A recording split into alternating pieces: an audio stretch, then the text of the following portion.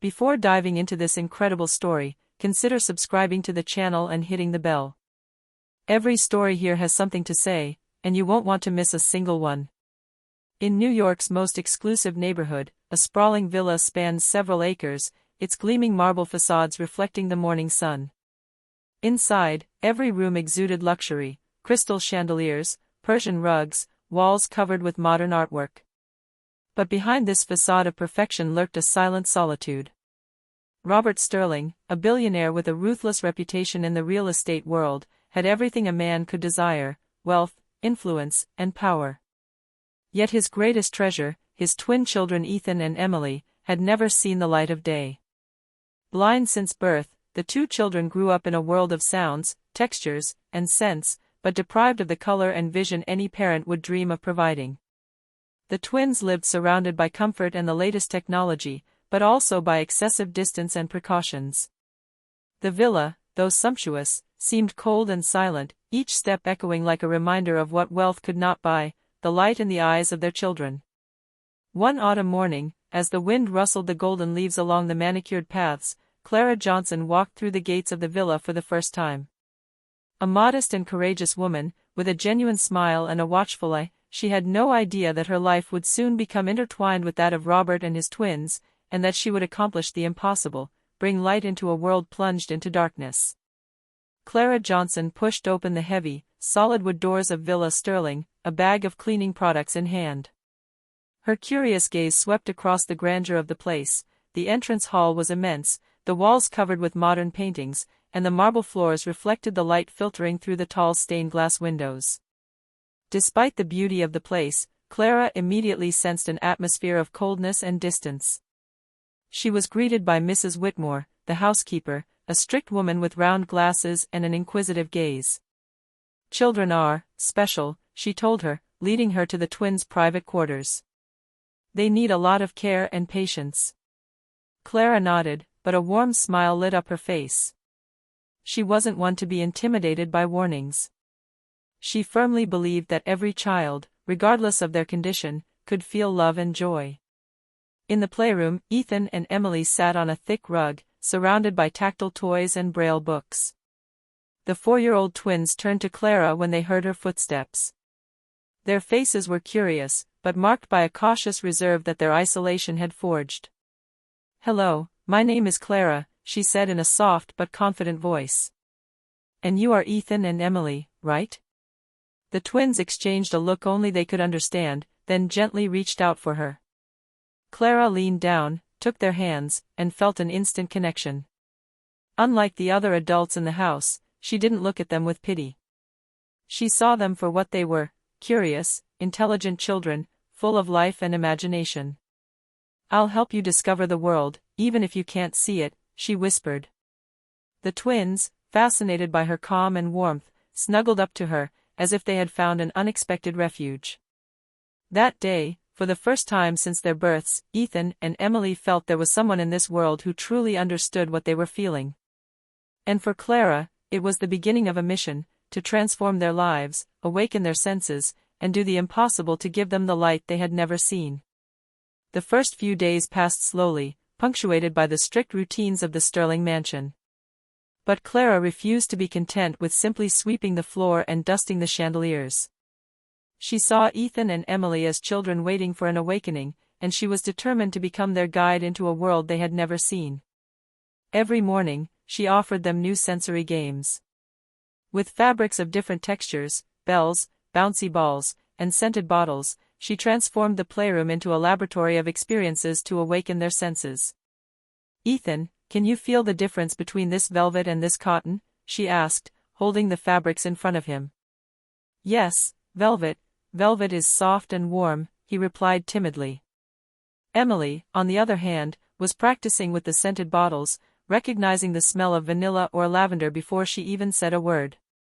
Robert Sterling, watching from upstairs, remained silent. He had never seen anyone devote themselves to their children with such patience and warmth. His heart, so often closed by work and business, felt strangely moved. The twins, for their part, gradually opened up to Clara.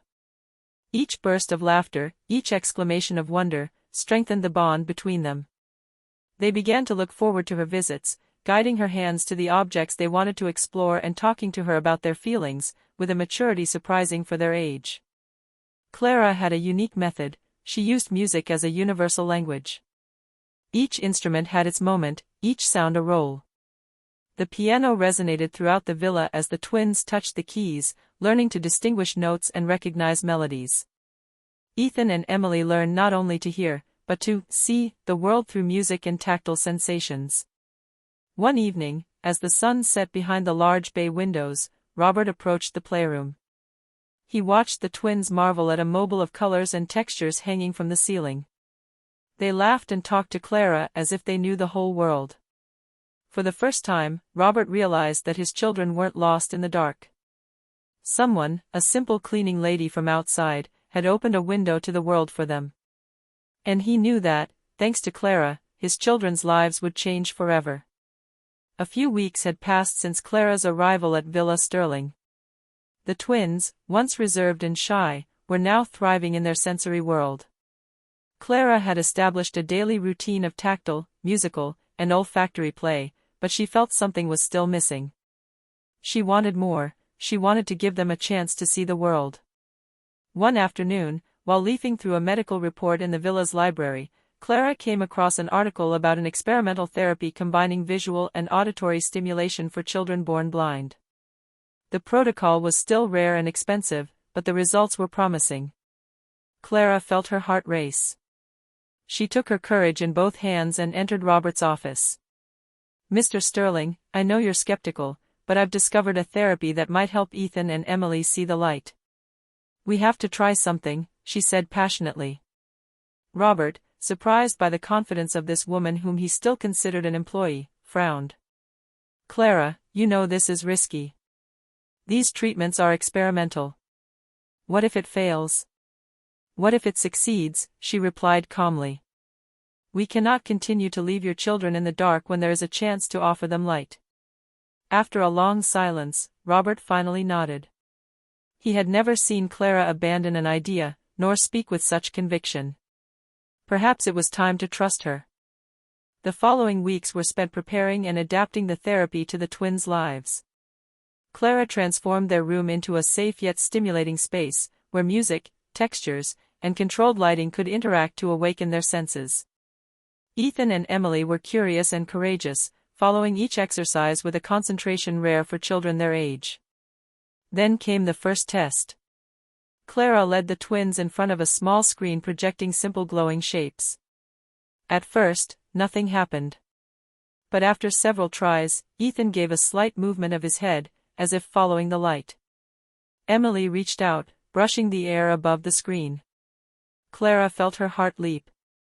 It was a sign, a tiny sign, but it was the first glimmer of hope. Robert, standing in the shadow of the doorway, felt an emotion he hadn't felt in a long time, wonder and pride. For the first time, he saw his children as children capable of exploring the world, not just as sheltered and isolated beings. Clara, for her part, knew the road would be long and fraught with obstacles. But looking into Ethan and Emily's bright eyes of hope, she knew she would stop at nothing to accomplish the impossible. As the weeks passed, Clara's exercises began to take shape in the twins' daily lives. Each day brought its share of small successes, a recognized sound, an identified scent, a differentiated texture. But this time, something bigger was brewing. One bright morning, Clara led Ethan and Emily to the garden, a place they already knew by heart thanks to her detailed descriptions and sensory play. The flowers, trees, and grass formed a world of smells and textures for them, but this time, Clara had a surprise in store. She placed a small, luminous screen in front of them, showing colorful images, the green of the leaves, the blue of the sky, the bright red of a rose. Then, gently, she asked, "Ethan, Emily, look at the light. Can you feel it?" At first, nothing. The children frowned, hesitant. Then Ethan made a subtle movement of his head, as if to follow an outline he couldn't yet see. Emily reached out her hand, brushing the air above the screen. Then, suddenly, a smile spread across her face. I see the light," she whispered incredulously. Ethan stared, fascinated, at the shades of green and blue projected before him. The twins laughed, talked, and exclaimed, amazed by this new world opening up before them. Clara, her eyes filled with tears of joy, knew they had reached a crucial milestone. Robert, witnessing this scene from the veranda, felt his heart break and then mend at the same time. Ever since they were born, he had always imagined a world his children would never see. And now, that world existed for them. He descended the garden steps, his legs trembling with emotion, and knelt before Ethan and Emily. "My children," he said, his voice choked. Do you really see?" The twins ran toward him, laughing and screaming, brushing their hands and faces in wonder. For the first time, the Sterling villa echoed with a sound more precious than any chandelier or painting, the pure, genuine laughter of children discovering the world. Clara, standing behind them, felt an inner warmth she had never known. She knew the road was still long, that challenges lay ahead, but this moment was still a sensory and emotional victory, the first step toward a bright future for Ethan and Emily. The Sterling twins' success didn't remain a secret for long. Rumors of their extraordinary progress spread through the local, and then national, press. Newspapers, fascinated by Ethan and Emily's story, published articles with eye-catching headlines. Blind twins begin to see thanks to a cleaning lady, miracle in Central Park, 2 children find light again. But with fame came skeptics. Medical experts and critical journalists began to question the therapy's legitimacy. Some called it fraud, others false advertising. Soon, Robert Sterling found himself in a media storm he had never anticipated. One evening, as Clara was finishing preparing the twins' exercises, Robert entered the playroom, his face closed. "Clara," he said, his voice deep, "there are rumors. Doctors say what you're doing is impossible. That if the children get hurt or if it fails, it will be your fault." Clara straightened, her eyes shining with determination. "Mr. Sterling, I understand your concerns. But look at them. Ethan and Emily have already begun to see the light.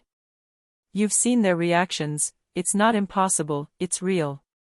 Robert looked away, his fists clenched. He had always been a man of logic and control, accustomed to managing buildings and millions of dollars, but he couldn't control the emotional truth of what he saw. The next day, a renowned journalist arrived at the villa, camera and microphone in hand, ready to interview Clara. But the twins, instead of backing away, moved closer to her, firmly holding her hands. They were confident. Their silent courage forced Robert to understand something fundamental. Clara's true strength lay not in headlines or criticism, but in her love and determination for her children. Faced with this storm, Robert made an unexpected decision. He banned the press from entering and issued an official statement. "My priority is the well-being of my children. Let them grow up in peace and intimacy. Skeptics can talk, but we know what is real." Clara, grateful but aware that the challenges were only just beginning, continued her work with even more passion. The children, for their part, felt this new energy and flourished even more. The media storm had revealed a truth Robert had long ignored: determination and love can overcome doubt and fear. And in the restored calm of the villa, the Sterling twins came a little closer each day to the miracle that Clara had sworn to give them. Everything seemed to be moving peacefully forward at the Sterling villa. Ethan and Emily marveled more and more each day at the light and colors they and Clara were discovering. But, as is often the case in miracle stories, an unexpected obstacle would test their trust and their guide's patience. One afternoon, as the sun streamed through the large bay windows of the garden, Ethan was running happily, following Clara's advice to explore his first visual perceptions. In his excitement, he tripped over a stone and fell heavily to the ground. A piercing scream split the air, and Emily ran over, crying. Robert, alerted by the noise, also ran over, his face contorted with panic and anger. "What happened?" he cried, grabbing Ethan by the shoulders. Clara intervened immediately, placing a reassuring hand on his shoulder. "Mr. Sterling, calm down. Ethan is fine. It's a minor injury, nothing serious." But Robert couldn't contain himself. In a fit of frustration, he blamed Clara. "If you had been more careful, this would never have happened." Clara looked him straight in the eyes, calm but firm. "Safety and trust go hand in hand, Mr. Sterling. If Ethan and Emily don't take risks, they'll never learn to see the world fully. I never allow them to put themselves in unnecessary danger, but I can't take away their freedom to discover."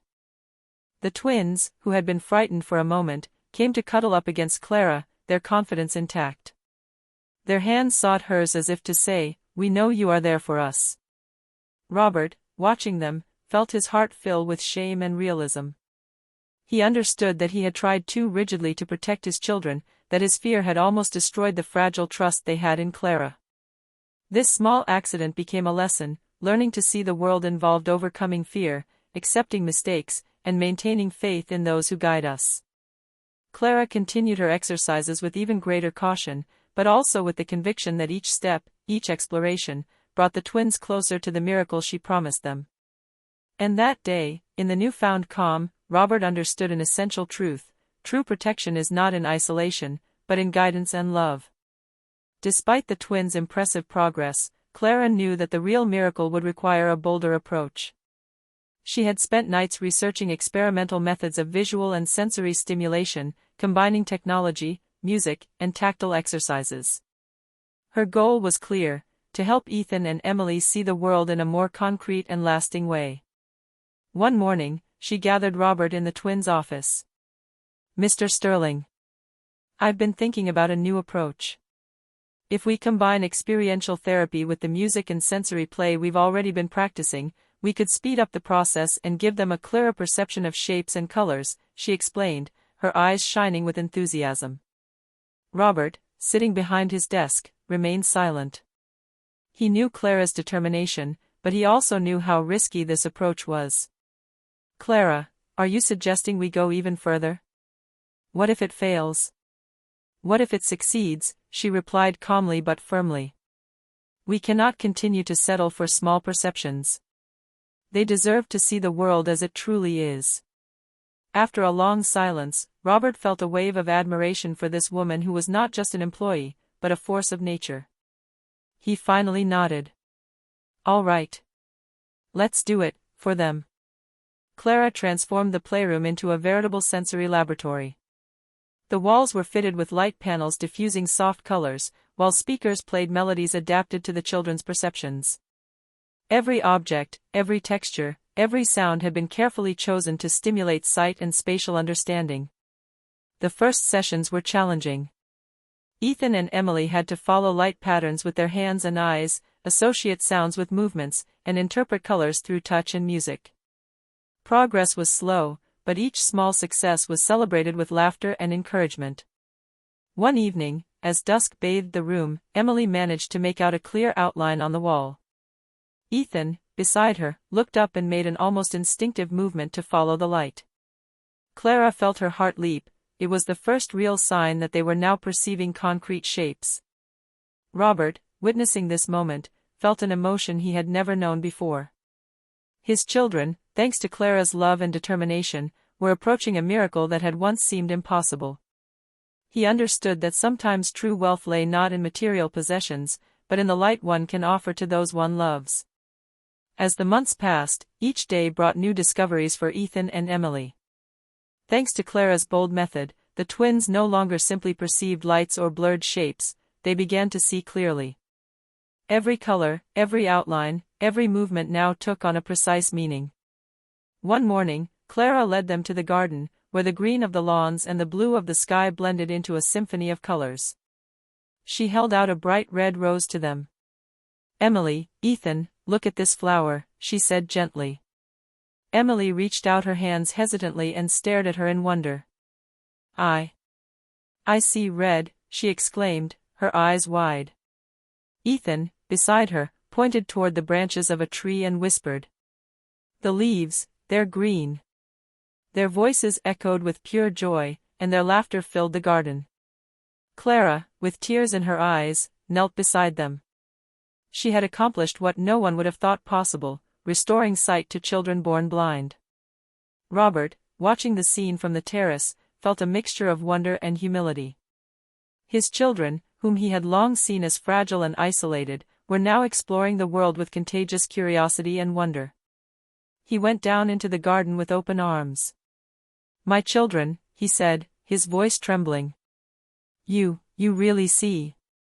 Ethan and Emily ran toward him, laughing and touching his face with hands they hadn't looked at before, but now perceived with a new meaning.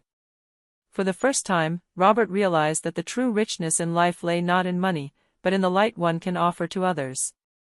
That day, Clara understood that the miracle was not only in the sight of the twins, but in the trust and love that had grown between them. Every gesture, every smile, every burst of laughter was now tangible proof of what sincere determination could accomplish. The once silent and cold Sterling villa now resonated with a new, vibrant energy, filled with life, color, and hope. The world had finally taken shape for Ethan and Emily, and their inner light shone as bright as the light they had just discovered outside. The Sterling twins' success could no longer go unnoticed. Their spectacular progress had transformed their lives and that of the entire villa. Every room seemed to vibrate with a new light, reflecting not only the colors and shapes the children were beginning to see, but also Clara's love and patience. One evening, after a long day of exercises and sensory play, Robert approached her in the playroom. His eyes, for once, shone with genuine emotion. "Clara," he said, his voice choked with gratitude, "I don't think I've ever thanked you for everything you've done. You're not just an employee, you've become part of this family. You've given my children something I never would have dared to imagine." Clara felt her cheeks moisten. She had always acted out of love and determination, without seeking recognition. But hearing these words from Robert, who had long been distant and strict, made her understand that her mission was fully recognized. "Thank you, Mr. Sterling," she replied softly. "Seeing Ethan and Emily blossom, that's the greatest gift of all." The twins, sitting nearby, ran towards her and put their arms around her. "Clara," they exclaimed in unison. Thank you for everything." Robert watched, marveling at the unbreakable bond that had grown between Clara and her children. For him, it was a revelation. True greatness lay not in skyscrapers or bank accounts, but in the light one could bring to those one loved. In the days that followed, Robert made decisions that reflected this new outlook. He gave the children more freedom to explore the outside world, encouraging Clara to accompany them in their discoveries. The twins were able to touch, see, feel, and understand the world more independently, but always under the protection and love of their beloved guide. And so, the once cold and silent Sterling villa became a place of joy, light, and confidence. Ethan and Emily's laughter echoed through every room, a testament to Clara's success, patience, courage, and boundless love. For the first time since their birth, the twins no longer felt isolated in the dark. And Clara, proud but humble, knew she had accomplished something truly extraordinary, making the impossible a reality. Spring had arrived in New York, bringing with it long, bright days. The garden at the Sterling villa was in full bloom, and each flower seemed to reflect the twins' wonder. Ethan and Emily ran freely, their laughter ringing out like a symphony in the clear air. Clara, always at their side, guided them gently, but with fewer constraints. They could now explore on their own, observe colors, feel textures, and even follow the birds flying overhead. Each movement revealed an autonomy they had never known before. Robert Sterling sat on a garden bench, looking at his children and Clara with a mixture of pride and wonder. He fully realized that true wealth lay not in money or possessions, but in the love, trust, and light one could bring to others. He approached Clara, and for the first time, he considered her not as an employee, but as a member of the family. "Clara, thank you," he said simply. "You changed our lives." The children finally discovered the world, and we all learned what it really means to see. Clara smiled, touched but humble. "The credit goes to them, Mr. Sterling. Their courage, their curiosity, that's what made it all possible. I only guided them." Ethan and Emily rushed toward them, their eyes shining with a new light. They showed their father and Clara every shade of color, every detail of the garden, and every little wonder they excitedly discovered. The flowers, the trees, the sky, and the sun seemed to come to life in their eyes, and in the hearts of everyone around them. That day became a symbol of a new beginning. The Sterling family, once locked in isolation and fear, now opened up to the world with confidence and wonder.